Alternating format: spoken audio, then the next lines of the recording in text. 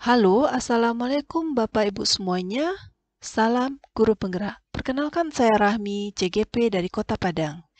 Berikut ini saya akan menyajikan mengenai kesimpulan dan refleksi filosofi pemikiran Ki Hajar Dewantara.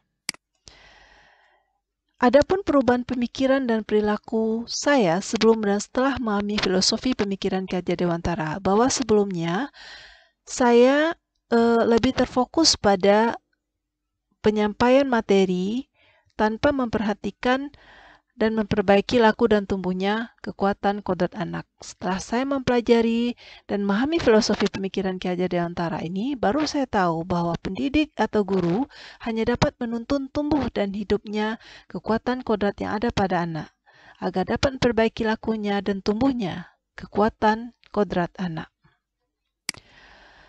Kemudian, pada sebelumnya, sebelum mengenal filosofi pemikiran Ki Hajar Dewantara, bahwa pendidikan itu seringkali orang tua menyerahkan segala urusan mendidik anak itu pada sekolah, tanpa mau peduli bagaimana perkembangan dan tingkah laku anaknya. Setelah memahami filosofi pemikiran Ki Hajar Dewantara ini, bahwa tripusat pendidikan itu sebenarnya dari lingkungan keluarga, lingkungan sekolah, dan lingkungan masyarakat. Pada lingkungan keluarga inilah pendidikan yang pertama sekali dalam pembinaan watak dasar seorang anak, dari mulai dia lahir. Dan pendidikan itu harus penuh dengan kasih tulus dari orang tua. Untuk lingkungan sekolah itu tempat belajar ilmu dan adab. Itulah tempat dilakukan pendidikan di sekolah. Kemudian untuk lingkungan masyarakat, itulah learning by doing, prakteknya dalam pergaulan masyarakat. Jika kegiatan positif, maka akan bantu pembentukan watak anak. Ini sesuai dengan pepatah Minang, itu tungku tigo sajarangan. Yaitu ada kolaborasi yang seimbang dan selaras antara lingkungan keluarga, lingkungan sekolah, dan lingkungan masyarakat. Pada pemikiran dan perilaku sebelum saya memahami filosofi pemikiran Ki Hajar Dewantara ini, saya belum mengenal sistem Among. Dengan mempelajari filosofi pemikiran Ki Hajar Dewantara inilah saya baru mengenal apa itu sistem Among. Jadi sistem Among ini mendidik anak menjadi manusia merdeka batin, pikiran, dan tenaga dengan menggunakan azas kekeluargaan, asah, asih, asuh. Seringkali kita hanya menuntut anak untuk dia sanggup dan mampu menguasai materi pembelajaran dengan baik sesuai dengan tuntutan kurikulum, tanpa kita pahami dulu bagaimana batinnya, bagaimana pikirannya, dan bagaimana pula tenaganya. Jadi ini sesuai juga dengan pepatah Minang bahwa anak dipangku, kemanakan dibimbiang. Jadi kita harus memahami juga dengan karakter, watak anak, dan juga dengan bakat, minat, dan kreativitas anak.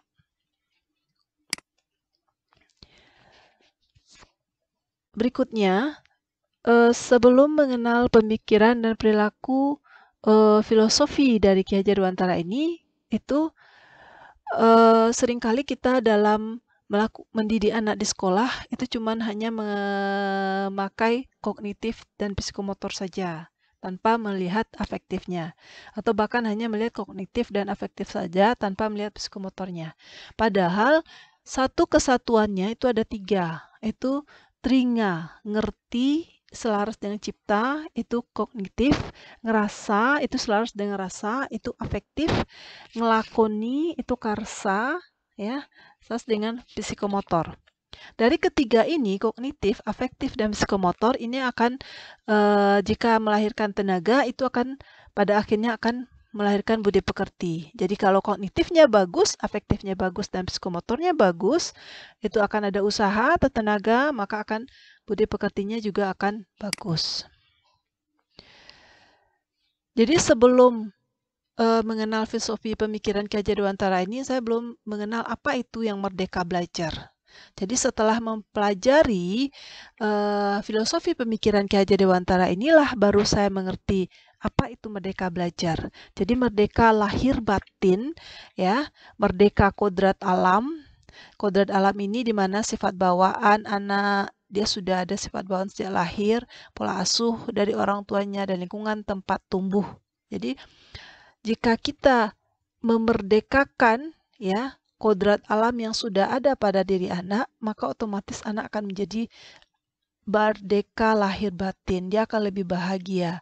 Dan pada akhirnya dia akan merdeka belajar, di mana tempat pembelajaran ini yang akan mengembangkan bakatnya, minatnya, dan kreativitas anak. Jadi tidak ada tuntutan kepada anak dia harus menguasai suatu topik tertentu yang sama sekali dia tidak sukai. Jadi bukan merdeka belajar di sini bukan merdeka yang sebebas-bebasnya, tapi merdeka dengan memahami perbedaan dan keragaman yang ada pada diri anak. Menghindari hukuman yang tidak mendidik. Ya, kemudian merdeka belajar ini juga menjadikan siswa sebagai pusat pembelajaran.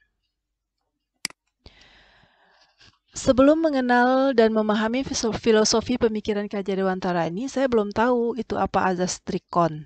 Tapi setelah saya belajar filosofi pemikiran Ki Hajar Dewantara, baru saya mengenal itu apa azas trikon. Jadi melambangkan siswa sebagai planet yang mengitari dan mengorbiti matahari. Jadi sifatnya, dengan kata lain, sifatnya anak ini terus bergerak dan berubah. Jadi sudah selayaknya guru juga harus terus bergerak dan berubah agar dia bisa terus menuntun langkah anak agar bisa mencapai keselamatan dan kebahagiaan yang setinggi-tingginya. Jadi sebenarnya berubah itu penuh beresiko ya, tapi tidak berubah itu lebih beresiko lagi.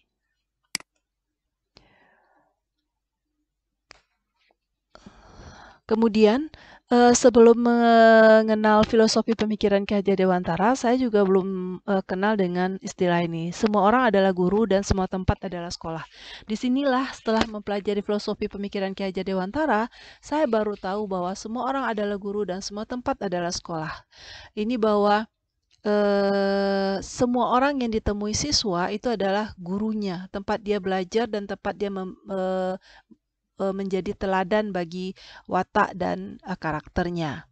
Dan semua tempat di mana saja, maupun itu di pasar, di sawah, atau di jalan, itu adalah menjadi sekolah, tempat dia bisa menuntut ilmu atau mengambil pengajaran. Ini sesuai juga dengan pepatah Minang, alam tak kambang jadi guru. Jadi semuanya bisa kita jadikan bahan pelajaran. Nah, setelah mempelajari filosofi pemikiran Ki Hajar Dewantara ini, saya akan menerapkan cerminan dari filosofi pemikiran Ki Hajar Dewantara ini di kelas. Itu saya akan menerapkan sistem Among, ya, metode Among di sini, di mana pemeliharaan dengan penuh perhatian agar mendapatkan tumbuh kembangnya lahir dan batin sesuai kodratnya si anak tadi. Ya, dengan mendidik anak menjadi manusia merdeka batin, pikiran, dan tenaga. Kemudian menerapkan tripusat pendidikan, ya, di mana lingkungan keluarga, lingkungan sekolah, dan lingkungan masyarakat berkolaborasi bersama sehingga menciptakan suatu kondisi di mana anak bisa merasakan merdeka lahir dan batin. Ya, kemudian yang ketiga itu membuat kondisi anak bisa merasakan merdeka lahir dan batin sehingga dia bisa pada akhirnya tercapai merdeka belajar. Dan juga menerapkan azas trikon di mana jika siswa terus berubah dan bergerak, maka guru juga harusnya berubah dan bergerak dengan terus menambah ilmu pengetahuannya, menambah keterampilannya untuk dapat terus menuntun anak dan membimbing langkah anak menuju keselamatan dan kebahagiaan sebagai manusia dan sebagai anggota masyarakat. Demikian penjelasan saya mengenai kesimpulan dan refleksi filosofi pemikiran Ki Hajar Dewantara. Terima kasih. Assalamualaikum warahmatullahi wabarakatuh. Salam guru penggerak, Merdeka Belajar Indonesia Maju.